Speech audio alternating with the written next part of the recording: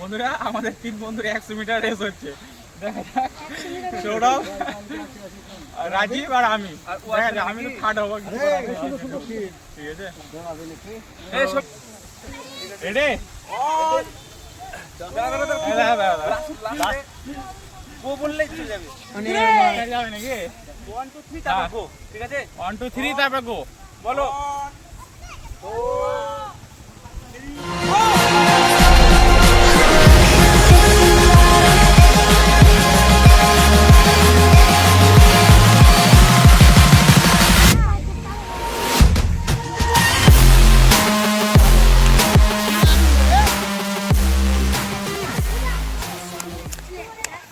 তো বন্ধুরা দেখতে পেলেন আপনারা যে সৌরভ ফার্স্ট হয়েছে, রাজীব সেকেন্ড আর সঞ্জু ব্লগার থার্ড।